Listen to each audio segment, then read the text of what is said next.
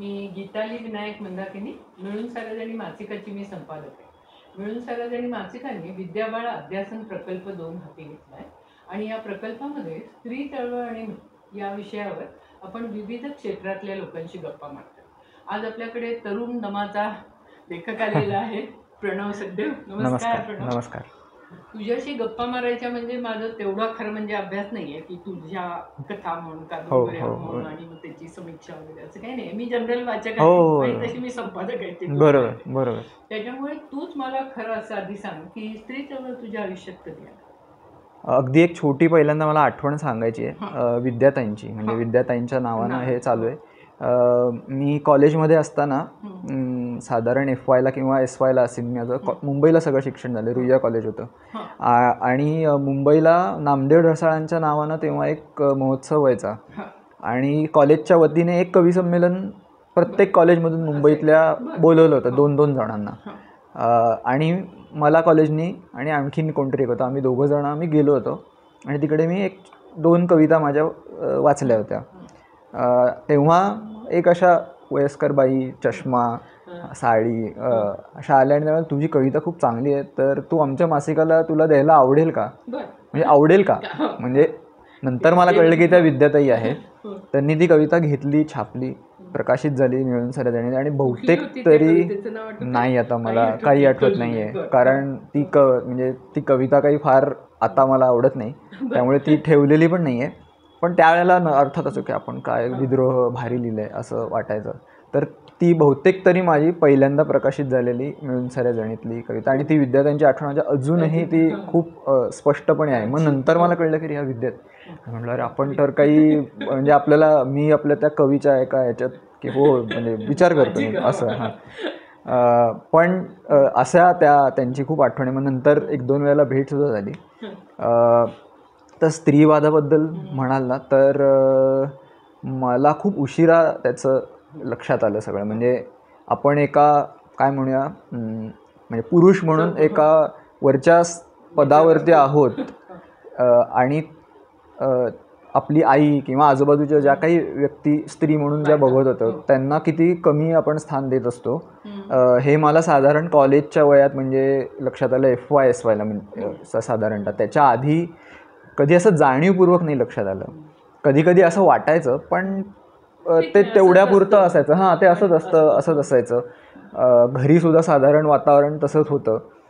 फक्त एक गोष्ट आमच्या घरी खूप होती, निराळी होती, ती मी आजूबाजूला पाहिली नाही फार, की माझे बाबा स्वयंपाकात भरपूर मदत करायचे आणि स्वतःसुद्धा करायचे. ते काय करत होते? ते नोकरी करायचे. ते MSEBमध्ये, तेव्हाच्या MSEBमध्ये ते काय क्लर्क आणि अशा याच्यावरती होते.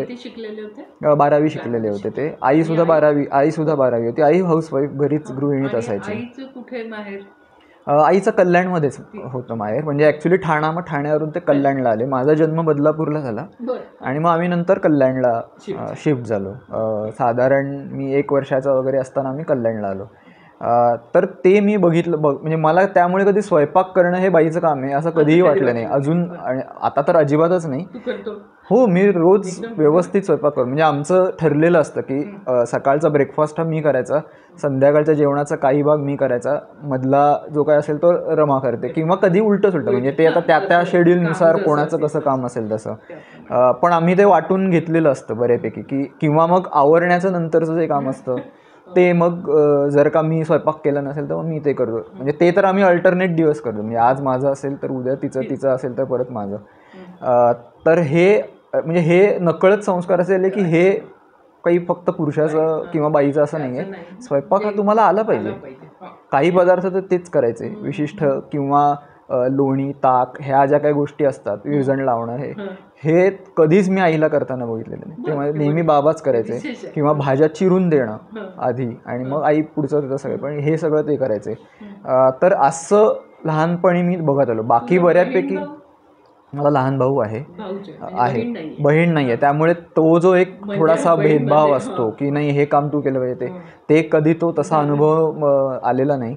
पण माझ्या काका म्हणजे चुलत जे होते तिकडे पण असं खूप नव्हतं. थोडंफार असेल, आता मला एवढं आठवत नाही, पण असं खूप की आता हे तुझंच काम आहे हे असं, किंवा शिकायला पाहिजे, शिकून तुम्हाला काहीतरी मिळतं. कारण साधारण कनिष्ठ मध्यमवर्गीयच घर होतं, म्हणजे असं खूप आर्थिकदृष्ट्या असं हे नव्हतं. पण म्हणजे आई गृहिणी होती, म्हणजे समजा दोघंही जण नोकरी करत असते तर मग तो एक रेटा असतो की केलं पाहिजे काम आणि ते नीट झालं पाहिजे. पण आई गृहिणी असून सुद्धा वडील आईला मदत करायचे. तर ते मला विशेष असं आता वाटतं. मग आत्ताच बघत असताना तुला आई वडिलांचं सहजीवन हे समतेवर आधारलेलं होतं का टिपिकल होतं का? बऱ्याच त्याच्या शेड्स होत्या, म्हणजे पूर्ण समता आधारितही नव्हतं. पण अगदी काय म्हणूया की आता काय खूपच पुरुषी वर्चस्व असंही नव्हतं. काही बाबतीत नक्की होतं की हे निर्णय वडीलच घेणार, किंवा कुठलाही घरातला निर्णय हा शेवटी वडीलच घेणार. मग तो अगदी छोट्यातला छोटा असेल किंवा मोठ्यातला मोठा असेल, की त्यांचं मत काय आणि मग त्यानुसार ते सगळं ठरायचं. म्हणजे हे कदाचित आईवर थोडेसे संस्कार आईचे म्हणजे आई पण म्हणायची की नाही, हे आपण शेवटी बाबांचाच निर्णय. दुसरं माझे जे आजी असं म्हणजे आईचे जे होते, तर माझी आजी हे नोकरी करायची, ती RTO मध्ये होती. आणि माझे आजोबा जे होते ते सुद्धा ते तर नोकरी करायचे, म्हणजे आईचे आई बाबा. तर तिथे आजीला से होता, कारण ती कमावती होती, त्यामुळे से होता. म्हणजे थोडं असायचंच शेवटी की नाही, पुरुष मग ते त्याच्यानुसार सगळं त्याच्या कलाने करायचं. घर त्यांच्या नावाने आणि असं जे काय सगळं असतं ते. पण आजीला से मात्र होता, किंवा ती काहीतरी सांगायची, ती बोलायची. बरेचदा असं मला लक्षात की तिचं वेगळ्या प्रकारचं डॉमिनेशन असायचं की नाही, मी पण आहे, माझं पण आहे, तर मी म्हणीन ते झालं पाहिजे. दुसरी गोष्ट, आजी जास्त शिकलेली होती आजोबांपेक्षा. तर त्याचाही एक परिणाम, ती मला असं वाटतं ती काय मॅट्रिक तेव्हाची जी असेल ती झाली होती, आणि आजोबा 4थी किंवा 5वी त्या काळ, किंवा 7वी मला असं वाटतं ते होते. ते तसे ब्लू कॉलर्ड कामगार म्हणून लागले, पण त्यांनी हळूहळू बऱ्यापैकी पुढे करत त्यांना बढती मिळाली. आजी तर प्रॉपर RTO मध्ये होती. पण दुसरं आणखीन एक त्याच्यातली जाणवलेली खोच अशी म्हणजे आता आहे की माझ्या आईला नोकरी करायला त्यांनी कधी फार परवानगी नाही, प्रोत्साहन नाही दिलं. म्हणजे आईला करायची होती, आई नोकरी पण म्हणजे काही काळ करत होती, पण मी झाल्यावर मग तिला ती सोडावी लागली. पण नंतर परत जे काही करायला, तर ते तेवढं त्यांनी हे नाही केलं. जरी आजी होती स्वतः तरी सुद्धा, म्हणजे बाबांचं पण नाही नसावं, म्हणजे मी तर लहान होतो त्यामुळे मला आठवत नाही. बाबांचे आई वडील खूप लवकर गेले. म्हणजे माझे आजी तर मी खूप, म्हणजे बाबांची आई तर मला अगदी अंधूक आठवते. पण ती अगदी म्हणजे नऊवारी आणि अशा याच्यातली, म्हणजे खूप काय म्हणूया ट्रेडिशनल अशी होती. आणि आजोबा सुद्धा मी असा लहान असतानाच आमच्या घरीच असायचे ते शेवटपर्यंत, पण तेही असे लवकर गेले. म्हणजे आमची फॅमिली खूप तशी मोठी आहे, म्हणजे माझे बाबा 9वे आहेत आणि त्याच्या आधी 4 बहिणी आणि मग हे भाऊ, असे ती मोठी सगळी फॅमिली. त्यात हे सगळ्यात लहान. त्यामुळे म्हणजे माझ्या वडिलांचा सांभाळ आईसारखा जवळ मोठ्या बहिणींनीच केला, असं ते सगळं पूर्वीचं जे असायचं. म्हणजे एवढं पण खरं तर ते पूर्वीचं नाही आहे, पण तरी होतं, म्हणजे तसं होतं.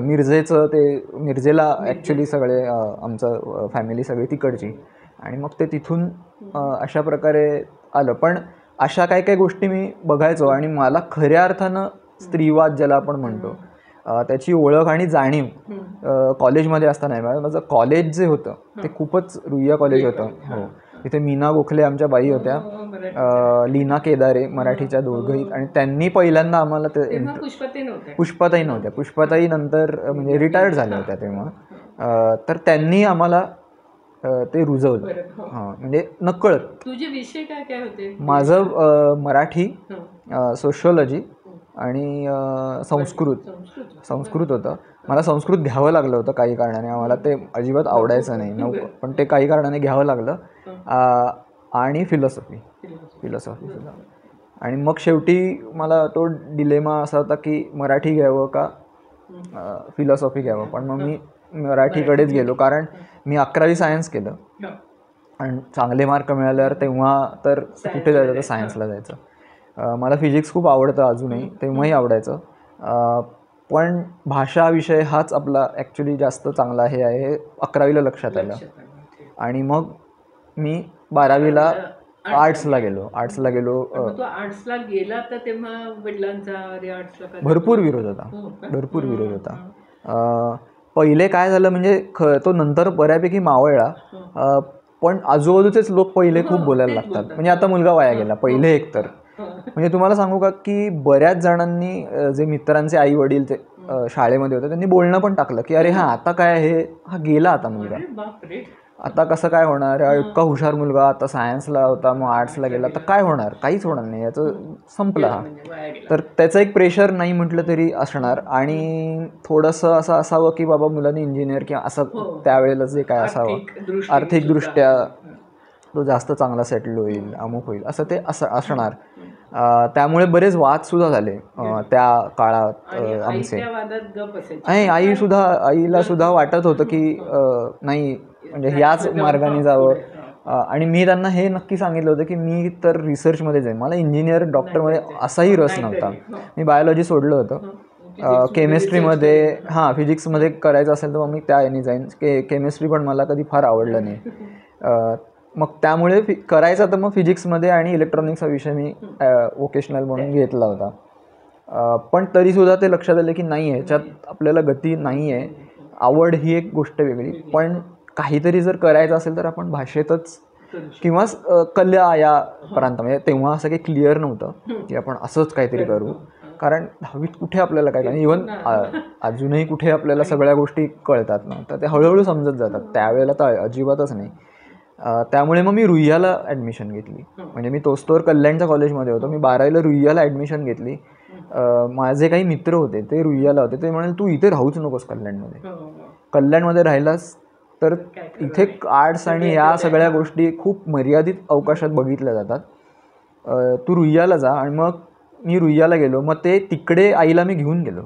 आई ॲडमिशनच्या सगळ्या ह्याच्यात होती. मग तेव्हा मात्र तिला ते पटलं की अरे हे काहीतरी वेगळं आहे, हे कॉलेजच वेगळं आहे, हे जगच वेगळं आहे. आणि मग तिने परवानगी दिली, पाठिंबा दिला की नाही हे तुला वाटतंय तर तू हे कर. मग मी मला सुद्धा असं वाटलं की आता आपण थोडंसं प्रूव्ह पण करून दाखवलं पाहिजे. मग मी बऱ्यापैकी चांगले मार्क मिळून आर्ट्समधून 12वीतून मी पास झालो.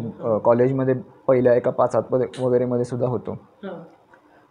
तर अशा प्रकारे मग ते हळूहळू हो मी BA केलं. मग त्याच्यानंतर पत्रकारितेचा डिप्लोमा केला विद्यापीठातून, मुंबई विद्यापीठातून.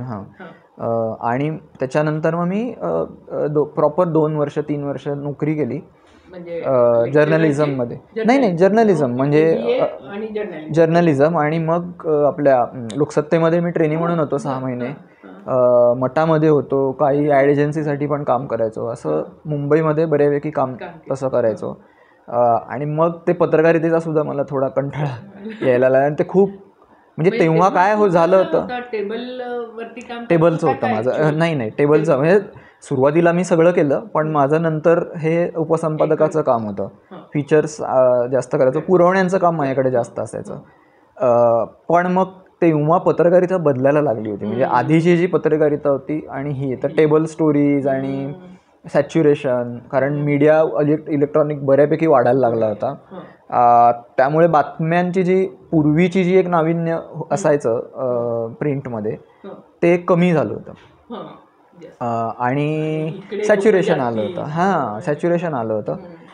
त्यामुळे मग मी महाराष्ट्र टाइम्स सोडलं. आणि मग कुठे गेला का? मग MA केलं? मग नाही, MA नाहीच केलं मी. तू केलेलं नाही, MA मी नाही केलं. मी मग त्याच्यानंतर त्याच वेळेला मी थोडं म्हणजे माझं एक असं थोडंसं काही नियम म्हणा लिहायला मी होतो. म्हणजे लिहायला लागलो होतो, कविता वगैरे लिहायचो मी. पण ते एका ह्यानी चालू होतं. पण मी बरेचदा असं एक नियम असा आहे की जोस्तोर दुसरं काही मिळत नाही तोस्तोर एक सोडायचं नाही. कारण आर्थिकदृष्ट्या जोस्तोर आपण स्वतंत्र नसतो तोस्तोर काही खरं नसतं. मग आपल्याला अवलंब त्यांचं ऐकावं लागतं आणि मग त्यानुसार सगळं वागावं लागतं.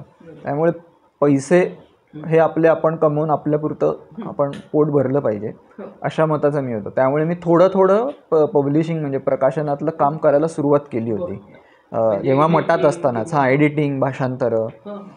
आणि मग मी पुण्यात आलो. कारण मठामधले सारंग दर्शने जे आहेत त्यांनी मला सांगितलं तू पुण्यामध्ये जर गेलास तर तुला तिकडे जास्त संधी आहेत प्रकाशनासाठी. आणि मग मी ज्योत्स्ना, मग मेहता असं एक एक एक काम करून आता मी फ्रीलान्स आणि रोहनसाठी असं दोन्ही पद्धतीनं काम करतो. तर अशा प्रकारे ते हळूहळू होत गेलं. आणि मग ज्योत्स्नामध्येच मला रमा तिकडेच पहिल्यांदा भेटली. हां, पुण्यामध्ये असताना. मग लग्नात कसं झालं, म्हणजे प्रेम लग्न? ज्योत्स्नामध्ये आम्ही भेटलो. त्याच्या आधी मी थोडे ब्रेकअप आजमावून बघणं अनुभवलेलं होतं.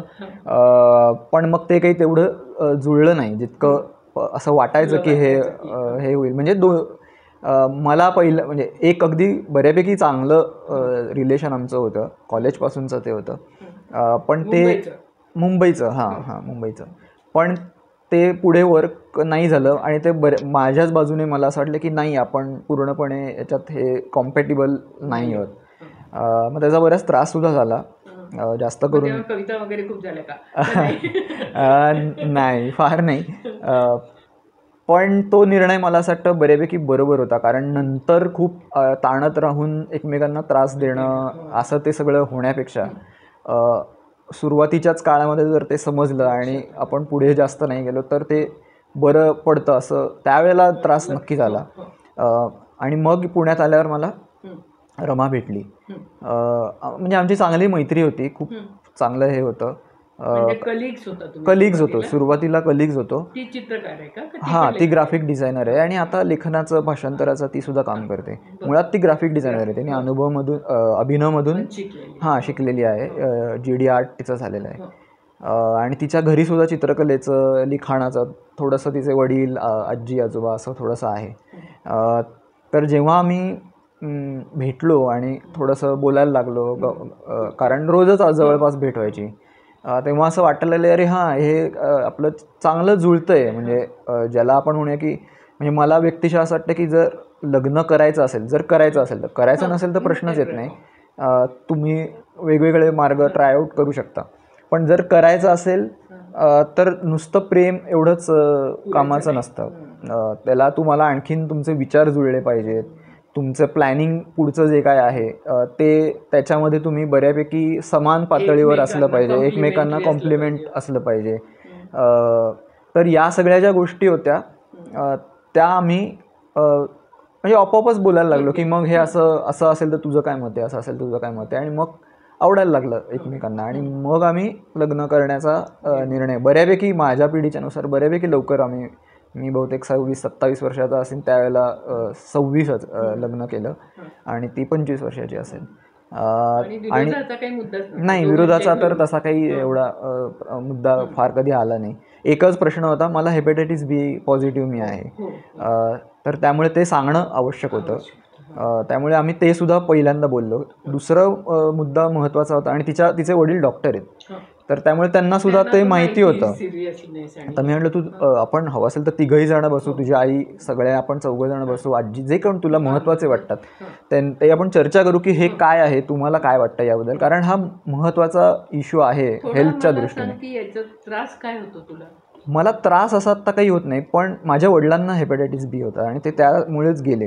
हेपॅटायटिस B हा एक व्हायरस असतो, त्यामुळे हेपॅटायटिस B होतो.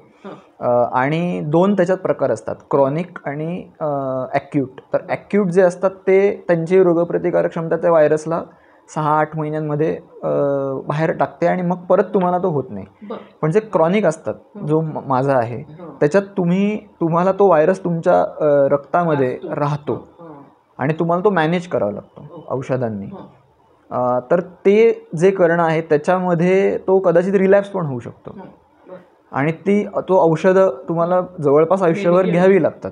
म्हणजे डायबेटीसचे आपण शुगर लेवल तसे ती व्हायरल लोड मॅनेज करणं आणि मग तो मॉनिटर करत राहणं. म्हणजे ते वर्षांनी एक टेस्ट करणं, त्याचे आणखीन इतर काही पॅरामीटर असतात ते बघणं, असं ते सगळं करत राहावं लागतं. म्हणजे त्याच्या आधी ते 6-6 महिन्यांनी होतं, पण आता एका लेवलनंतर मग ते 1-1 वर्षाने तुम्हाला करावं लागतं. तर या सगळ्या गोष्टी होत्या. आणि जर का तो रिलॅप्स झाला आणि तो त्याच्यावर योग्य ट्रीटमेंट घेतली नाही, म्हणजे मी माझ्या वडिलांचं जे बघितलेलं होतं, तर माझे वडील 40व्या वर्षापर्यंत खूप व्यवस्थित होते आणि त्याच्यानंतर पुढच्या 14 वर्षात ते त्यांची तब्येत इतकी ढासळली की त्याच्यात ते गेले. हेच माझ्या काकाचं, माझ्या आत्याचं आम्ही बघितलं, पण तेव्हा ते डिटेक्ट नाही झालं. म्हणजे तेव्हा एवढं माहिती नव्हतं या आजाराबद्दल. त्यामुळे तो इश्यू होता की कदाचित माझं सुद्धा असं होऊ शकेल, माहिती नाही. म्हणजे आपण ट्रीटमेंट घेतोय, पण 100% खात्री कुठल्याच गोष्टीची नसते. मग ते आम्ही पहिल्यांदा शेअर केलं की असं असं आहे, तर तुम्ही शांतपणे निर्णय घेऊया आपण की हे उद्या जर काही समजा असं झालं तर आपण ते कसं मॅनेज करणार आहोत, त्याचा खर्च असणार आहे किंवा औषधांचा खर्च आहे, टेस्टचा खर्च आहे, तो म्हणजे तो काही वाढतच जाणार आहे, तो कमी नाही होणार आहे. म्हणजे जसं ॲडव्हान्स होतं तसं काही ना काहीतरी येत राहतं. तर ते आम्ही व्यवस्थित बोललो. म्हणजे इव्हन आर्थिक नियोजन कसं केलं पाहिजे, कसं काय झालं पाहिजे. मग किंवा मी काय आय टीमध्ये नव्हतो, ती सुद्धा काही आय टीमध्ये नाही आहे. त्यामुळे असा काही आवाजा सवा आम्हाला पगार नव्हते, ते सुद्धा आम्हाला माहिती होतं. आणि आम्हाला जायचं सुद्धा नाही. म्हणजे तिने फ्रेंच शिकलेली आहे, ती ॲलियन्स फ्रान्सेमधून सुद्धा तिने केलेलं आहे.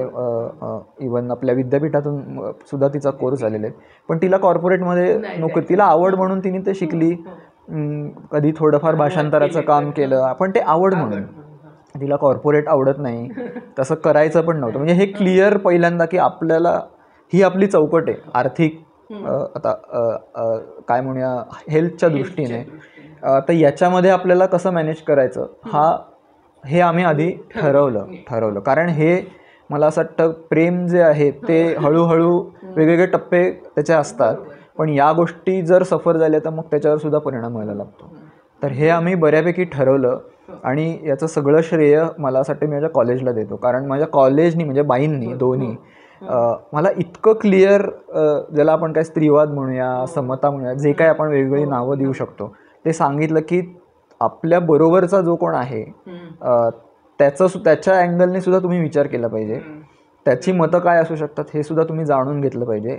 आणि आपण कुठल्या पातळीवर आहोत, म्हणजे त्याला पॉवर स्ट्रक्चर आपण म्हणतो, पॉवर स्ट्रक्चरच्या कुठल्या लेवलवर आहोत आपण, हे जर आपण समजून घेतलं तर कदाचित मग आपल्याला काही गोष्टी, म्हणजे आता समाज माझ्याकडे पुरुष म्हणून बघतोच, कितीही काही म्हटलं तरी. म्हणजे मी ते टाळू नाही शकत, पण ॲटलिस्ट मी माझ्या पद्धतीने तरी काही गोष्टी करू शकतो की मी माझ्या मुलीला ते इनबिल्ट आत्तापासून करीन. मी माझ्या बायकोच्या बाबतीत, माझ्या सासूबाईंच्या बाबतीत, माझ्या आईच्या बाबतीत हा प्रयत्न करीन की एका समान पातळीवर आम्ही येऊन संवाद साधू शकतो आणि मग काही गोष्टी पुढे करायच्या असतील तर त्या करू शकतो. तर असं थोडंसं त्या फायदा झाला तो एक कॉलेज. म्हणजे जर मी कल्याणमध्ये असतो तर माहिती नाही मी कसा, म्हणजे हे मला कळलं असतं का, मी तसा विचार केला असता का, जे सगळं जरतरचं आहे. पण कॉलेजमुळे खूपच फायदा झाला. आणि त्याचा लेखनावर फायदा झाला का, म्हणजे या सगळ्या दृष्टिकोनाचा? हो, 100% फायदा झाला. 100% फायदा झाला. म्हणजे मला असं वाटतं की 2-3 गोष्टी झाल्या की जी स्त्री पात्र आपण जेव्हा रेखाटतो, तर ती रेखाटताना त्याच्यातल्या ज्या काही ग्रे शेड्स असतात किंवा वेगवेगळे अँगल्स जे आहेत, म्हणजे मी समजा एक पुरुष पात्र रेखाटताना एका पुरुषाचा विचारातून ते जर रेखाटत असेल तर स्त्री कसा त्याचा विचार करेल, हे जो उलट दृष्टिकोन आहे ते थोडं सहज गेलं. मी असं नाही म्हणणार की ते पूर्णपणे जमलं असेल, पण त्या निदान त्या काय आपण म्हणतो की त्या भूमिकेमध्ये शिरायला प्रयत्न करता आला. आणि तो जास्तीत जास्त चांगला कसा होईल त्यासाठी काय करता येईल. म्हणजे असं नाही की ते मला जमेलच, मग मी मैत्रिणींशी बोलू शकेन की बाबा हे जर असं असेल तर तू काय करशील किंवा तुला काय वाटतं. बरेचदा काय होतं की लोक, म्हणजे पुरुष हे म्हणतात मी कशाला विचारू, इव्हन पत्ता विचारायचा असेल तरी तुम्हाला ते लक्ष देईल, मी कशाला विचारू कोणाला, मी पुरुष आहे, मला माहिती आहे सगळं. म्हणजे हे खूप इनबिल्ट नेणिवेमध्ये तुमच्या असतं. तसंच ते इकडे पण होतं की मला माहितीच आहे स्त्री म्हणजे काय, पण ते तुला तुझ्या नजरेतून, पुरुषी नजरेतून माहिती आहे. ह्याचे वेगळे काही अँगल्स असू शकतात. तर ते शोधायला पहिल्यांदा उद्युक्त झालं आणि मग ते शोधल्यावर हे पण मांडलं पाहिजे याचा विचार करायला लागलो. आणि मग काही खूप चांगले अँगल्स मिळाले. म्हणजे उदाहरण म्हणून सांगू की काळे करडे स्ट्रोक्स ही जी कादंबरी आहे त्याचा जो शेवट आहे, त्या शेवटात त्या दोघांचं प्रेम आहे हे त्यांना माहिती आहे. आणि ती तिच्या करिअरसाठी, सलोनी नावाचं पात्र आहे, ती तिच्या करिअरसाठी न्यूझीलंडला गेलेली आहे आणि तो तिला म्हणतो तू परत ये. तर ती म्हणते की तुला वाटत असेल म्हणून मी नाही येणार, मी आता माझं काहीतरी करायला सुरुवात झाली आहे, तुला वाटेल तर तू ये, मग आपण बघू इथे तुला काय करता येईल. तर म्हणजे तो जो विचार आहे, म्हणजे हे खूप किती जणांना ते समजलं आहे मला माहिती नाही, किंवा हे काय मी असं मुद्दामून आता आपण करूया असं नाही, पण ते जे नेणिवेमध्ये काही गोष्टी ज्या आपल्या असतात त्या अशा कुठेतरी येत असतील असं मला आता परत हे सगळं पश्चात बुद्धी, म्हणजे त्यावेळेला असं आपण अगदी मुद्दामून करत नसतो, किंवा नंतर परत कदाचित की अरे नाही या अँगलने सुद्धा ही कादंबरीचा शेवट होऊ शकतो. कारण त्याच्यामधला जो नायक आहे तोच बऱ्यापैकी पुरुष आहे, त्याच्या सगळ्या भावना, त्याचं सगळं हे आहे ते पुरुषी आहे, पण ही जी दोन त्याची मुख्य पात्र आहेत त्याबरोबर ती त्या मुली आहेत, स्त्री आहेत, तर त्यांचे अँगल्स वेगवेगळे कसे येऊ शकतात, तर याचा फायदा बरेचदा होतो नक्कीच होतो. मगाशी तू जसं म्हणालस की म्हणजे विद्याताईंनी जी कविता छापली आणि ती आता तुला आवडत नाही, तर थोडं मला त्याच्याविषयी समजून घ्यायला आवडेल की कविता करत असताना आणि आता तू कथा कादंबऱ्या सुद्धा लिहितोस, तर या सगळ्या साहित्य प्रकाराच्या संदर्भात तुझं पहिलं प्रेम काय आहे, आणि म्हणजे कविता कादंबरी आहे त्याविषयी काय? कविता आधी होतं, पण आता ते थोडं कमी झालेलं आहे. आता फिक्शन हेच प्रेम आहे असं म्हणणार, पण त्याच्यात जास्त सुचायला लागलं, म्हणजे विचार जास्त तसा होतो, किंवा पात्र मग तशी सुचतात, वाक्य तशी सुचतात, किंवा त्याचं जे स्ट्रक्चर आहे ते जास्त त्या प्रकारानं सुचायला लागलं.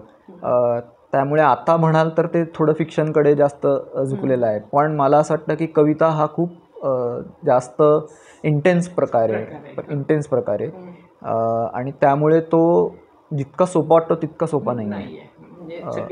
हां, म्हणजे असं वाटतं की हां कविता तर काय पटकन, तर ते तसं नाही आहे. म्हणजे जरी ते काय 100-150 शब्दांची असेल तर त्याच्या मागे जे काय असेल ते खूप मोठं असतं, आणि त्यातला तो अर्क काहीतरी आपण काढत असतो, किंवा तो कवी त्या एका फेजमध्ये किंवा एका टप्प्यावर तो काढत असतो. त्यामुळे मला असं वाटतं की कविता ही जास्त काय म्हणूया, प्युअर हा चुकीचा शब्द आहे, उत्कट आहे, किंवा तो जास्त असा प्रामाणिक आहे असं मी भावनांशी. आपल्या फिक्शनमध्ये कसं आहे की तुम्हाला खूप पसारा येतो, तुम्ही त्याच्यावर खूप काम पण करता, म्हणजे कवितांवर पण आपण काम करतोच, पण त्याचा जो पहिला हे असतो येतं, रचावं लागतं फिक्शनमध्ये. कविता पण रचणारे असतात, पण तरी त्याला एक तो भावनांचा एक त्याला नेणिवेचा फोर्स जास्त आहे. इथे नेणीव जाणीव दोन्ही आहेत, जाणीवेचा कदाचित जास्त आहे, कारण म्हणजे असं मी म्हणाल तसं की मला थोडंसं वेगवेगळ्या अँगलनी पण विचार करायला पाहिजे पात्रांचा. मी एक माझ्याच यांनी विचार करून नाही चालत, तुम्हाला काय वाटत असेल या, किंवा आता इथे आणखीन बसलेत हे दोघं जण, त्यांना काय वाटत असेल, असे खूप वेगवेगळे अँगल्स त्याच्यात याचा विचार करावा लागतो. त्यामुळे दोन्हीची बलस्थान आहेत, पण तरी कविता मला असं वाटतं हा जास्त इंटरेस्टिंग आणि इंटेन्स प्रकार आहे. ते कवितांच्या विषयीच मला एक संपादक म्हणून सुद्धा असं दिसतं की खूप जण कविता करतात, म्हणजे आमच्याकडे धो कविता येत असतात. मला स्वतःला, मी असं कधी म्हणत नाही ह्या ती कविता अशी, मला स्वतःला असं वाटतं की कुठेतरी ते लोकशाहीकरण आहे का, जे कविता करतात आणि खूप कविता येतात, तर साहित्याचं लोकशाहीकरण आहे का, असं एक मला वाटतं. आणि ज्या पद्धतीने म्हणजे तू म्हणतोस तसं पाडणारे पण असतात लोक, म्हणजे असं नाही की काहीतरी पुढे यावं, पुस्तक व्हावं, मग पाडतात, मग त्याला काही सेन्स नसतो वगैरे. पण तरी अनुभवाच्या पातळीवर सच्चे अनुभव सांगणं, थोडक्यात सांगणं, कारण प्रत्येकाला वेळही नसतो, त्याच्यामुळे मला कुठेतरी त्या अर्थाने सुद्धा म्हणजे एक सामाजिक विचार करत असताना सुद्धा कवितेचे खूप मोठं महत्त्व आहे. बरोबर, की जे आपल्याला अदरवाईज तसं दिसत नाही. म्हणजे खूप मला असे लोक दिसतात की तिरस्काराने बघतात साध्या कवितांकडे, जे आपल्याला साहित्य संमेलन किंवा इतरत्र सुद्धा जाणवतं की कवी आपापल्याच कविता वाचतात आणि जातात, आणि जी गर्दी असते ती कवींचीच असते ना, ऐकायला श्रोते नसतात. तर त्या पद्धतीने एकूण सामाजिक विचार करत असताना साहित्य आणि समाज याच्याविषयी तू कसा विचार करतो? मला असं वाटतं की लोकशाहीकरण हे चांगलीच गोष्ट आहे, कवितेचं असेल, फिक्शनचं असेल, साहित्याचं असेल. कारण असं की म्हणजे मी असा विचार करतो की समजा कोणीतरी कविता लिहितोय, ती कविता आहे नाही आहे, ती कशी आहे, त्याचं मूल्य काय आहे, मूल्यमापन काय करायचं, हे नंतरचा विषय झाला. पण तो त्याची अभिव्यक्ती जी काय त्याला वाटते ती करतो. त्रास तर देत नाही आहे कोणाला, कविता लिहितोय, चांगली गोष्ट आहे. तो त्याचा काहीतरी 1 तास 2 तास जे काय त्यांनी दिला असेल तो बरा गेला असेल, त्याला काहीतरी छान वाटलं असेल की अरे मी काहीतरी मांडलं. तर त्यामुळे मला असं वाटतं की ह्याच्यात काही वावगं काही नाही आहे. कोणाला जर का त्यांनी म्हणजे कविता वाचून त्रास होऊ शकतो काही जणांना, पण इतरांना मानसिक शारीरिक त्रास देणं याच्यापेक्षा हा त्रास तुलनेने कमी आहे ना. हां, तर त्यामुळे ओके आहे. आपल्याला पर्याय आहे आपण वाचायची की नाही वाचायची. त्यामुळे मला असं वाटतं लोकशाहीकरण हे होणारच आणि ते झालेलंच आहे. कारण समाज माध्यमांमुळे ते मोठ्या प्रमाणावर झालेलं आहे. किंवा एकूणच शिक्षणामुळे सुद्धा बरेच जण लिहायला लागलेले आहेत. तर ही चांगलीच गोष्ट आहे. फक्त दुसरा त्याचा जी बाजू आहे की त्याचं जे मूल्यमापन आणि समीक्षा झाली पाहिजे की हे एवढं सगळं येतं आहे, ते काय आहे, त्याच्यात काय त्रुटी आहेत किंवा काय त्याचे बलस्थानं आहेत, ते आता होत नाही. ही जी दुसरी बाजू आहे, म्हणजे आता समजा एखादा आहे कवी, त्याच्यात पोटेन्शियल कदाचित असू शकतं, पण त्याला कोणीतरी हे सांगितलं पण पाहिजे ना की हे तुझं चांगलं आहे, हे तुझं ह्याच्यात तू काहीतरी आणखीन सुधारणा करू शकतोस किंवा तू हे अजून वाचलं पाहिजेस, जे काय असेल ते. पुन्हा हे प्रत्येकाचा अँगल आहे, म्हणजे हे सब्जेक्टिव्हच राहणार. कला ही सब्जेक्टिव्हच असते. तुम्हाला कदाचित वेगळं वाटेल, मला वेगळं, पण हे सांगणारं कोणीतरी 1-4 वेगवेगळे लोक पाहिजेत. ती तशी आता राहिलेली नाहीत. आणि ते त्या अर्थाने निष्पक्ष पाहिजेत. निष्पक्ष पाहिजेत. हां, किंवा मी म्हणेन की ते ॲटलिस्ट प्रामाणिक पाहिजे की हे मला वाटतं, मी तुला सांगितलं, हे काय ब्रह्मवाक्य नाही आहे, पण मला असं हे 4 मुद्दे वाटतात, तर तू सांगा, तर तू प्लीज तू हे कर, तुला आणखीन काहीतरी सापडेल, तू कदाचित आणखीन काहीतरी वेगळं लिहू शकशील. असे सांगणारे, ज्याला आपण समीक्षा किंवा टीका असं पण म्हणूया, किंवा अगदी प्रांजळ मतं देणं असं आपण म्हणूया. समीक्षा खूप मोठा शब्द असेल तर तसे नाही आहेत. हा आत्ताचा मला असं वाटतं जरा मोठा इश्यू आहे, प्रॉब्लेम आहे. कारण मी जे काय म्हणतो आहे, म्हणजे तो कवी जे काय म्हणतो आहे, त्याचं म्हणणं काय आहे हे पण कोणीतरी, म्हणजे त्याची जी सर्जनशीलता आहे ती काय आहे हे सांगणारं कोणतरी पाहिजे ना. तसं नाही आहे. तो एक खूप मला असं वाटतं ती पोकळी आहे मोठी. मला असं वाटतं की मराठीचा विचार करायचा झाला तर खूप गटतट झालेले आहेत, आणि ते मग ते जातीचे धर्माचे आहेत का नाही, म्हणजे जातीचे नक्की आहेत, किंवा त्या म्हणजे गृहीतच येतं रे, म्हणजे काय की ते ब्रॉडर लेवलला तो झालेला आहे. हो, एक असं दोन हे जाती पुढे. हो, किंवा मग थोडेसे प्रांतीय सुद्धा असतात मग त्याच्यामध्ये, किंवा मग हे आमचं आहे, म्हणजे आता समजा एखाद्या जमातीचा जातीचा असेल आणि त्यांनी त्याचे अनुभव लिहिले असेल आणि मी समजा त्याबद्दल काहीतरी, मला 2 मुद्दे मांडले, 2 चांगले मांडले, तर तू तसा आहेस ना म्हणून तुला तसं वाटतं, किंवा उलटं सुद्धा. तर मला असं वाटतं की हा जो एक पारदर्शीपणा आणि थोडासा, म्हणजे दोन्ही त्याच्यात बाजू आहेत. म्हणजे मी असं नाही म्हणत की कोणीतरी असं आहे म्हणून कोणतरी असं आहे, पण ती जे थोडंसं कलुषितपणा जो आलेला आहे, थोडासा नाही भरपूर, तर तो थोडासा जर कमी आला आणि मोकळेपणानं आपण संवाद साधायला लागलो, म्हणजे आपण सहिष्णुता खूप म्हणतो, पण दुसऱ्याची मतं ऐकून नाही घेत. असं झालं पाहिजे ना, की त्याला वाटते ना, तू लिहिलंयस ना, त्याला बोलू देत ना, ठीक आहे, बघूया आपण पुढे त्याच्यावर चर्चा करूया. एकमेकांना उगीच ते हे करण्यापेक्षा तुला असं वाटतं, मला असं वाटतं, यातून काहीतरी कदाचित कन्स्ट्रक्टिव्ह काम होऊ शकतं. पण तसं थोडंसं कमी झालंय, असं थोडंसं नाही, बरंच कमी झालंय. तर तो एक कदाचित असावा की त्यामुळे मग ते त्या गटापुरतेच लोक करतात, मग त्यांचंच काय सगळं चालतं आणि मग त्यातून पॉलिटिक्स असतं, आणि ते असणार, म्हणजे ते नेहमीच असतं. माणूस जिथे आहे तिथे पॉलिटिक्स आहे. फक्त ते किती कन्स्ट्रक्टिव्ह आहे हा थोडासा मुद्दा येतो, की काही कन्स्ट्रक्टिव्ह होणार असेल आणि त्यातून काहीतरी इंटरेस्टिंग पुढे येणार असेल तर त्याला नक्की पाठिंबा असला पाहिजे. पण ते तेवढंच खेळत राहणार असो आपण, तर मग ते कंटाळवाणं पण होतं एका लिमिट नंतर, मग आपण पुढे नाही जात. तुझ्या साहित्याकडे तू कसा बघतो, म्हणजे तुझ्या प्रवासाकडे, साहित्यिक प्रवासाकडे? म्हणजे अजून नाही, म्हणजे अर्थात असमाधान भरपूर आहे की हो, कारण खूप गोष्टी करायच्या आहेत, खूप गोष्टी अजून दिसत आहेत, त्या आपण मांडल्या पाहिजेत, त्या पण आल्या पाहिजेत असं वाटतं. पण त्याला मर्यादा पण असतात, कारण त्यातला मग कुठला तरी आपल्याला आवडणारा विषय निवडावा लागतो. म्हणजे 10 असतील तर 1-2ला हात घालावा लागतो. तर तसं होतं, म्हणजे तसं एक असमाधान आहे. दुसरं मला असं वाटतं की म्हणजे ते असमाधान आहे का भीती आहे असं मी म्हणत, असं दोन्ही त्याला हे आहे, कंगोरे आहेत. की आजच्या स्थितीत थोडं घाबरायला होतं लिहिताना.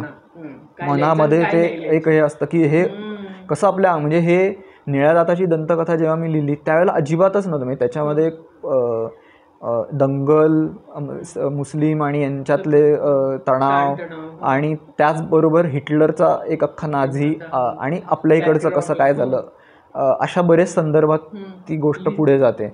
आणि त्याला खूप चांगला मला प्रतिसाद मिळाला. किंवा दिमित्री रियाज केळकर ची गोष्ट सारखी जी कथा आहे त्याच्यामध्ये म्हणजे त्याचं नावच आहे दिमित्री, रियाज आणि केळकर, म्हणजे तिन्ही धर्माचं तो आहे. आणि मग त्याचं नाव कसं आहे, काय आहे याबद्दल, आणि मग धर्म, जात, अशा बऱ्याच त्याच्यातल्या कंगोरे, प्रेम, असं त्या गोष्टी होत्या. तर तेव्हा इतकं हे वाटलं नाही, पण आता थोडंसं असं वाटतं की अरे हे आपण लिहितोय खरं, पण ह्यांनी काय रिपरकेशन्स होतील असं होतं. तर हे एक असमाधान पण आहे, थोडीशी भीती पण आहे. कारण अगदी प्रॅक्टिकली विचार केला तर मी तर आहेच, मी समजा धडाडीने मी करीन नाही, पण माझ्याबरोबर माझे मुलगी असते, फॅमिली आहे, तर त्यांना विनाकारण त्याचा त्रास होऊ शकतो. पण तरीही एक बरं आहे की रमा म्हणते की नाही ठीक आहे, तुला जर वाटतंय ना तर तू हे केलं पाहिजेस. आपण कसं त्या पद्धतीने ते मांडायचं ते त्याचा आपण विचार करू शकतो. पण हे तुला वाटतंय तर तू हे कर, हे मात्र तिचं एक आहे. आणि दुसरं, या चर्चांमुळे आपोआपच ते रावीमध्ये सुद्धा थोडंसं नकळत, म्हणजे ती अजून 7-7.5 वर्षाची आहे, पण ती ऐकते, तिच्या कानावर पडतं. तर हो, ती मुखपृष्ठ सुद्धा झालं होतं. तर तिची शाळासुद्धा खूप चांगली अक्षरनंदन आहे, त्यामुळे तिथूनही ते एक नकळत येत असतं. किंवा आम्ही अगदी जेव्हा ती झाली तेव्हासुद्धा आम्ही असं ठरवलं होतं की अगदी डे 1 पासून तिला थेट नाही, पण तिला तिचं मत नेहमी विचारायचं की तुला काय वाटतंय, किंवा हे असं आपण करणार आहोत बरं का, तर तुझं काय मत आहे. म्हणजे ते कदाचित त्यावेळेला आम्ही विचारात घेऊन ते प्रत्यक्षात येणार पण नाही, पण तिला तिचं मत आहे हे कळलं पाहिजे. आणि आपल्याला सुद्धा की अरे हिला हे आवडतंय, नाही आवडत आहे, किंवा तिच्या बाबतीतले काही निर्णय असतात तर ते मुद्दामून तिला आता मोठी, म्हणजे दुसरीत गेल्यामुळे थोडंसं की आता हे तू घे निर्णय, मग आपण तो कसा पुढे करायचा हे विचार करू. किंवा काही गोष्टी मग आम्ही करू, कारण शेवटी मर्यादा आहेत लहान असल्यामुळे, पण आम्ही तुला मदत करू, तू कर. काही गोष्टी ज्या तुला नाही जमणार त्या आम्ही करू. तर हे मला म्हणजे खूप काय म्हणूया की करायचं होतं. म्हणजे मुलगा झाला असता तर ते आपोआपच येतं ना, पण मुलगी झाल्यावर बरेचदा त्याच्यावर समाजाकडून तर येणारच एक मर्यादा. बाहेर गेल्यावर लोक काहीतरी बोलणार, तू असं कसं काय बोलते, तू आगावतेस वगैरे वगैरे, जे काय असेल ते. पण मी माझ्या घरात तरी तिला सांगू शकतो की नाही, लोक असतील ते बोलत राहतील, पण तुला तुझं मत आहे ते तू मांडलं पाहिजेस. आणि पुढे सुद्धा ते जशी जशी ती मोठी होईल तसं तिला तुझं निर्णय, आपण आपलं स्वतंत्र असलं पाहिजे असं. आणि तुझ्या आता या सगळ्या साहित्य कृतीमध्ये कुठल्याला पुरस्कार मिळाले, पुरस्काराविषयी तुला काय वाटतं? पुरस्कार म्हणजे आता काळेकर्डे स्ट्रोक्सला साहित्य अकादमीचा युवा पुरस्कार होता, तो प्रोत्साहनपर पुरस्कार असतो, तो मुख्य पुरस्कार नसतो. तर तो एक मिळाला. आणखीनही काही मिळाले ते ठीक आहे, म्हणजे ते एवढं मला महत्त्वाचं नाही वाटत. साहित्य अकादमी हा त्यातला महत्त्वाचा होता. किंवा इव्हन सार्वजनिक वाचनालयाचा अवा वर्टी नावाचा खूप चांगला त्यांचा कथालेखनाचा पुरस्कार असतो, शांताराम साहित्य संघाचा असतो. असे 2-3 ते चांगले पुरस्कार आहेत.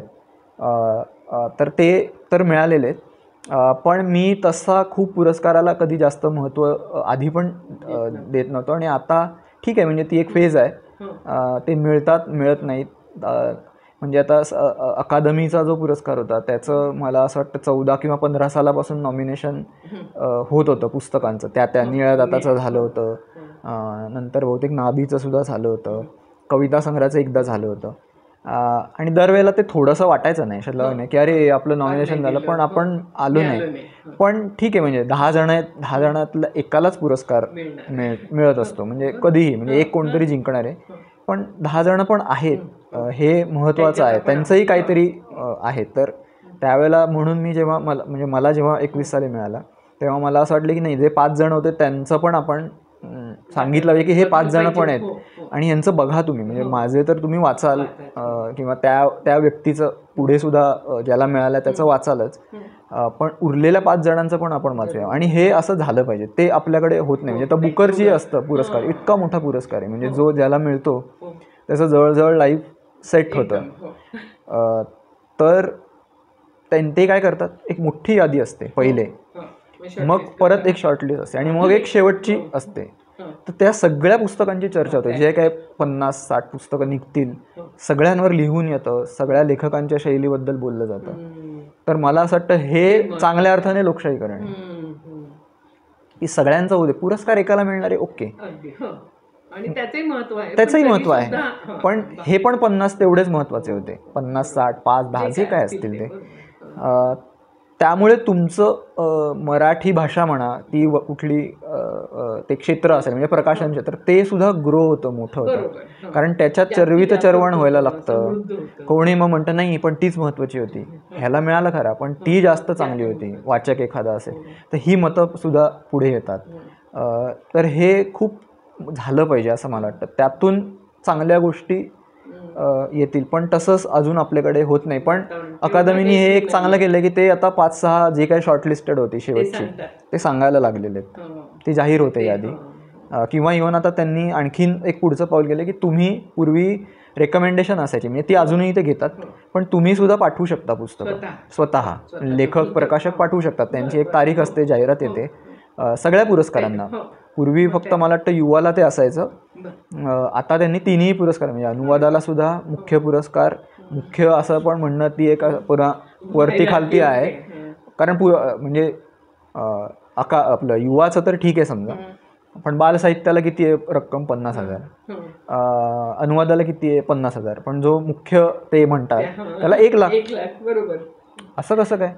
हे परत तुम्ही काहीतरी वर खाली करताय की अनुवाद तू करतो, तर म्हणजे असं पण म्हणतो ना आपण की अनुवाद ही सुद्धा एक कलाकृती आहे, प्रश्नच नाही. तर तुला त्याचं कसं वाटतं स्वतःला?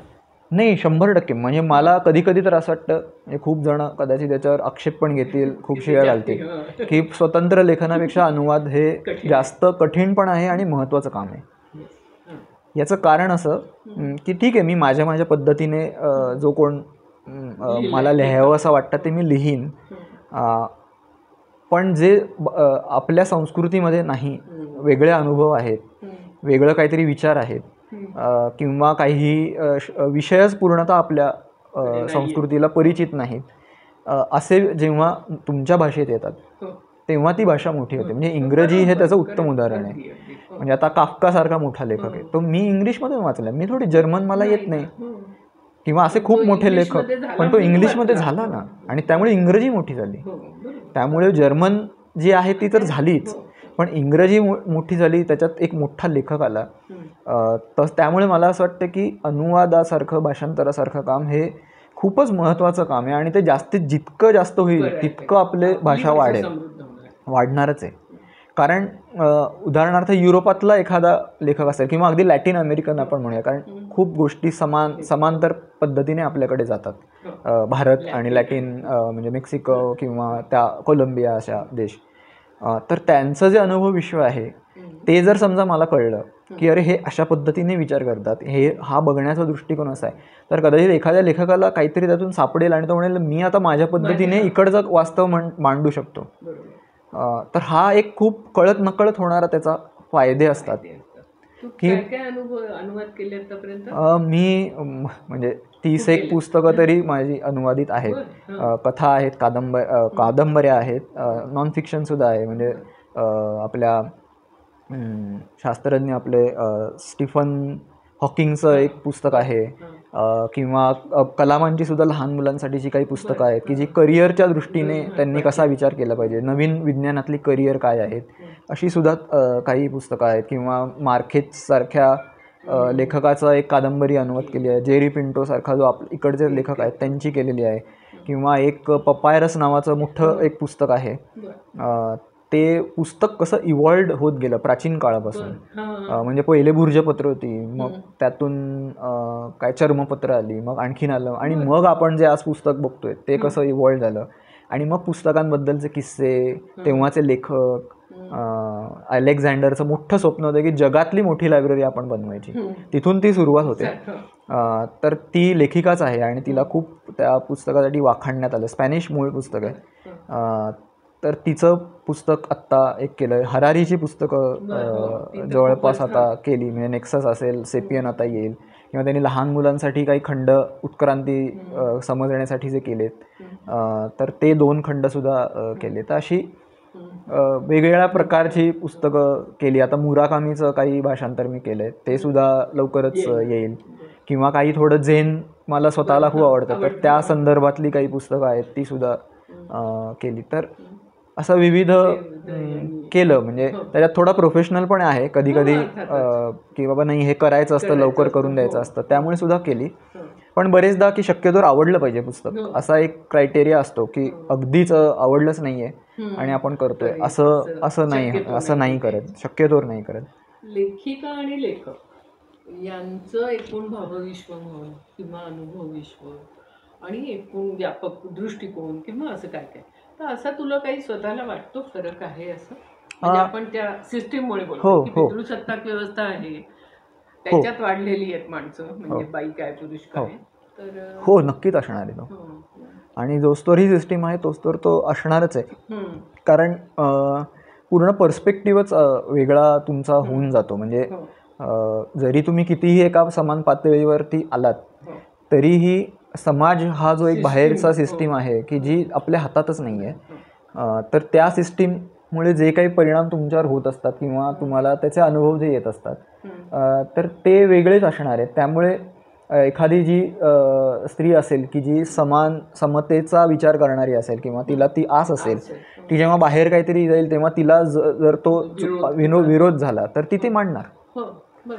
आणि मला तो विरोधच होणार नाही, म्हणजे जरी मला ते माहिती असलं तरी. त्यामुळे मी कितीही तो मांडायचा प्रयत्न केला तरी त्याला काही एक मर्यादा येणार.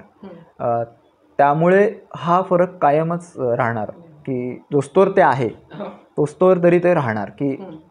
आणि दुसरं बायोलॉजिकली पण काही गोष्टी असणार आहेत, तर त्याचे एक वेगळे अनुभव, थोडा मेंदूची काही जडणघडण वेगळी असणार, तर ती म्हणजे हे पण थोडेसे असणार. तर दोन्हीचा काहीतरी एक फरक नक्की असणार आहे. हो जाणवतोच आहे आणि तो राहील, बऱ्यापैकी राहील. आणि त्यातूनच मला असं वाटतं की बऱ्याचशा गोष्टी समाजापर्यंत जाऊ शकतात की अरे हां हे असं होतं. स्त्रीचं जे काही भावविश्व आहे ते अशा प्रकारे बिल्ड होतं, पुरुषाचं अशा प्रकारे होतं. आणि आता ह्याच्यातलं पुढचं पाऊल असं आहे की म्हणजे माझा तसा प्रयत्न आहे की आपण स्त्रीच्या दृष्टीने तर विचार तिच्या शूमध्ये जाऊन तर करतो, पण तो आणखीन जास्त कसा करता येईल, म्हणजे जास्तीत जास्त स्त्री होऊनच कसा विचार करता येईल, तो जो परक आहे, प्रवेश आहे, तो पूर्ण कसा होईल, ही एक थोडं प्रयत्न आहे. तसा तिथे जर ते तसं झालं तर मग इंटरेस्टिंग आणखीन काहीतरी होऊ शकतं. कारण ही बाजू तर आहे, ही मला माहिती आहे माझी, पण ती बाजू जर पूर्ण आकळली तर मग दोन्ही बाजू काहीतरी इंटरेस्टिंग निर्माण करता येऊ शकतं असं. हां, म्हणजे असं वाटतंय. कारण ते सगळं ते घडवून आणणं आणि निर्माण करणं, हे म्हणजे ती प्रोसेस सगळी पूर्ण वेगळी होते. म्हणजे आणि ती क्रिएटिव्ह पण पाहिजे, म्हणजे उगीच ते उपदेशात्मक पण नाही झालं पाहिजे. कारण जगणं परफेक्ट नसतं आपलं, आणि मग तर ते आपल्याला ती जर मांडायची आहे तर मग ते कसं निर्माण करायचं असे आहेत, म्हणजे प्रयत्न आहेत. आणि त्याच्यातला आणखीन एक मुद्दा क्लायमेट चेंजचा सुद्धा आहे की त्याचे जे परिणाम आहेत ते त्याच्यात पण खूप भेदभाव आहेत. म्हणजे आणि तो खरं एका अर्थाने सोशल सुद्धा आहे, पण सोशली कल्चरली तो एवढा आहे फिनॉमिनन, तो तोच आहे. कारण त्याचे जे परिणाम होतात ते पुरुषाला वेगळे सहन करायला लागतात आणि बाईला तर आणखीन जास्त सहन करायला लागतं, कारण ती मुळातच एका खालच्या पातळीवर बघितलं जातं. त्यामुळे मग ते झिरपताना वेगळंच आणखीन त्याच्यावर तुझं काही बंधन. पर्यावरणासंदर्भात आहे लेखन किंवा असं मला काही? एक आहे म्हणजे फिक्शन तसं माझं डोक्यात आहे आणि त्याचं काम चालू आहे. बरं. फक्त ते कधी होईल आणि कसं? माहिती नाही, कारण त्याच्यात रिसर्च बराच आहे. हम्म. बरंच वाचन त्याच्याबद्दल चालू आहे आणि म्हणजे आहे ते अजून काही वर्षांनंतर ते होईल अशी आशा आहे. पण मला ते काहीतरी एक करायचं आहे, म्हणजे ॲटलिस्ट नॉन फिक्शन म्हणून तरी ते करायचं आहे, जरी फिक्शन त्याचं नाही झालं तरी. आणि दुसरं एक करायचं आहे ते म्हणजे आता जर तुम्ही बघितलं तर पौराणिक ज्या गोष्टी आहेत तर त्याच्याबद्दलचं साहित्य भरपूर येते किंवा ऐतिहासिक येते. तर ऐतिहासिक हा माझा काही प्रांत नाही आणि मला त्याची खूप आवडही नाही. पण पौराणिक गोष्टींमध्ये थोडासा मला रस आहे. तर आधुनिक दृष्टीने त्याच्याकडे बघता येईल का? कारण जर का आत्ताचा जो ट्रेंड आहे तो असा टिपिकल त्याच्याकडे बघण्याकडे आहे, तर मला असं वाटतं की ॲज अ सेक्युलर व्यक्ती म्हणून मला माझं कर्तव्य की मी माझा दृष्टिकोन त्या दृष्टीने ते मांडलं पाहिजे आणि ते सुद्धा आलं पाहिजे. म्हणजे जर ते नाही केलं तर हाच एक प्रवाह इतका मोठा होत राहील की तेच लोक वाचत राहतील आणि त्यावरच त्यांची पुढची पिढी जडणघडण होईल. कारण तुम्हाला सांगू का, जी जेन झी किंवा त्याच्याही पुढची जी सगळी जनरेशन म्हणजे इंस्टाग्रामवरचे आणि त्याच्या पुढचे, ह्यांना मराठी साहित्यात काय झालेलं आहे आत्ता, म्हणजे पूर्वी सत्यकथा, सानिया, म्हणजे जे आपण स्त्रीवादाचा जर विचार केला तर गौरी देशपांडे, तर गौरी देशपांडे यांची नावं तरी थोडी थोडी पोचलेली असतात, ह्यांच्याबद्दल काहीच माहिती नाही आहे आणि ते पूर्णपणे या नव्या साहित्यावरती पोचलं जाते, ऐतिहासिक, पौराणिक, काही प्रमाणात कंटेम्पररी सुद्धा. तर मला असं वाटतं की तिथे ती जी स्पेस आहे, ती जर स्पेस आत्ता आपण भरून नाही काढली तर ती आपल्या हातातून पिढी अख्खी वेगळीकडे जाऊ शकते. कारण त्यांना त्यांच्यावर काही बर्डन नाही आहे ओझं. म्हणजे मी माझं कॉलेजमध्ये होतो, मला विलास सारंग, साठोत्तरी चळवळ, मग ती काय मॅगझिन जाळली सत्यकथेची, मग स्त्रीवादी प्रवाह, दलित प्रवाह, म्हणजे मी तर मराठीत होतो त्यामुळे आम्हाला बाबूराव बागुल मला अख्खा अभ्यासालाच होता. तर ते त्याचा अभ्यास केला. पण हे नवीन लोकांना नाही आहे माहिती, ते वेगळ्याच कुठल्या तरी एका सिस्टीममधून घडत आहेत. तर ती स्पेस मला असं वाटतं लेखकांनी केली पाहिजे, म्हणजे आपण सगळ्या चळवळींनी सुद्धा.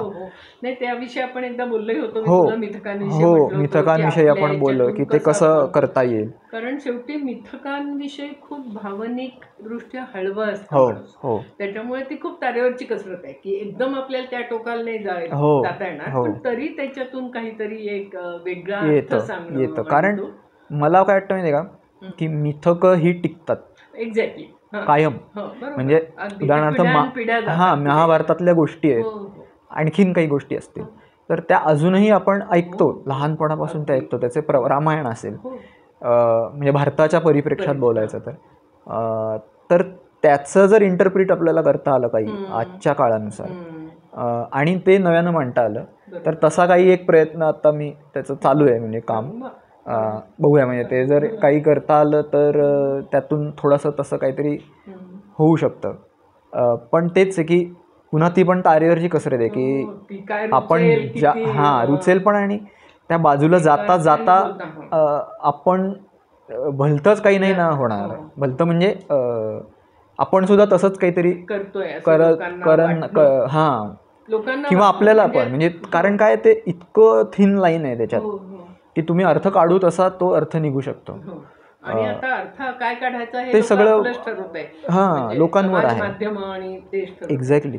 थोडं पुन्हा तुझ्या साहित्यिक प्रवासाकडे शेवटी आपण जाऊन मला असं म्हणायचंय की नाटक हा प्रकार तू कधी लिहिला नाहीस? एकदा लिहिलाय एकदा एक एकांकिका लिहिलेली आहे. जुनी बऱ्यापैकी जुनी. म्हणजे जेव्हा पहिली कथा लिहिल्यानंतर 13-14 साली कधीतरी लिहिली असेल ती. लाट नावाची ती एकांकिका आहे. दोन पात्र आहेत त्याच्यात, एक स्त्री आणि एक पुरुष, आणि थोडा स्त्रीच्या अँगलने ती विचार करून पुरुष कसा असतो, काय असतो वगैरे वगैरे असं त्याच्यात थोडं चर्चानाट्यासारखं ते आहे. ती काही झाली नाही, म्हणजे मंचित कोणी केली नाही, कारण त्याच्यात खूप लोकांसाठी त्याचा व्हिज्युअल खूप कमी आहे. कदाचित ते फिक्शनचा एक प्रकार असेल त्यामुळे किंवा 2च पात्र आहेत. आता ते ट्रेंड पण वेगवेगळे आहेत, खूप लोकांना गर्दी लागते हल्ली. स्पर्धेमध्ये, कारण एकांकिका म्हणली की स्पर्धा आली. त्यामुळे ती काही तशी झाली नाही, पण केलेलं आहे. पण मला तो प्रकार फार कधी भावला पण नाही. मला मी विचार पण नाही करत तसा. नाटकाला खूप वेगळा विचार करावा लागतो आणखीन, ते मला लक्षात आलं ते लिहिलं. त्यामुळे मी ते कधी हे केलं नाही. आणि दुसरं मला असं वाटतं की म्हणजे मी नाटकं बघतो, पण नाटक हा प्रकारच गेल्या काही वर्षात मला आता आवडण्याचा झालेला आहे. म्हणजे मी खूप बघितलं, मुंबईला असताना तर खूप बघितलं, इथे सुदर्शनला, इव्हन आता बॉक्सला असतात. पण समाव काय माहिती, मला ते आता रिलेट नाही होते तेवढं. त्यामुळे सुद्धा ते राहून गेलं. म्हणजे ते नाही, पटकथा वगैरे ते आहे त्याचं, ते आहे. थोडं काम चालू आहे, पण अजून माहिती नाही आता ते कसं पुढे जाईल, कारण त्याच्यात तो मोठाच अख्खा खेळ असतो. हो, आर्थिक, हां, पहिले आर्थिक, ते प्रोड्युसर, ते ह्या सगळ्या गोष्टी आहेत. तर बोलणी झालेली आहेत काही कथांवर किंवा काळे करडेवर सुद्धा, कादंबऱ्यांवर. हो हो, कादंबरी 2 कथां आणि काळे करडेवर तर बऱ्यापैकी, हां, म्हणजे असं म्हणू शकतो. जोच तर करार होत नाही तोच तर काही आपण बोलायला नको. त्यामुळे पण आहे, म्हणजे ते चालू आहे, दिशा आहे. म्हणजे मला पटकथेत तसा खूप रस नाही आहे लिहायला, पण मी असीन त्याच्यामध्ये, त्या प्रोसेसमध्ये मी असीन. मला समहाऊ माझं जे आत्ता चालू आहे त्याच्यावरच जास्त कॉन्सन्ट्रेट करावं असं वाटतं, कारण पुन्हा तो एक वेगळा लिखाणाचा भाग आहे. हो, वेगळा भाग आहे. तर आत्ता जे चाललं आहे ते करावं, मग बघू पुढे जर कदाचित असं वाटलं तर तेही करता येऊ शकतं, कारण तसं सुचलं पाहिजे. म्हणजे नवीनच अख्खी पटकथा लिहायची असेल तर तो एक पुन्हा वेगळं माध्यम आहे. तर तो आहे, म्हणजे बघूया पुढे झालं तर. हो, खूपच. आणि विद्याताईंच्या ह्याच्यात आहे, त्यामुळे मला खूपच छान वाटतंय, कारण माझी पहिली जी आठवण इतकी स्वच्छ आहे मला. हो, खूपच चांगलं वाटलं. तुझी कविता सापडते का बघतो. हो, बघा. आमचा व्हिडिओ आवडला असेल तर लाईक करा, शेअर करा आणि मिळून साऱ्या जणीचं YouTube चॅनेल सबस्क्राईब करा. धन्यवाद. थँक्यू.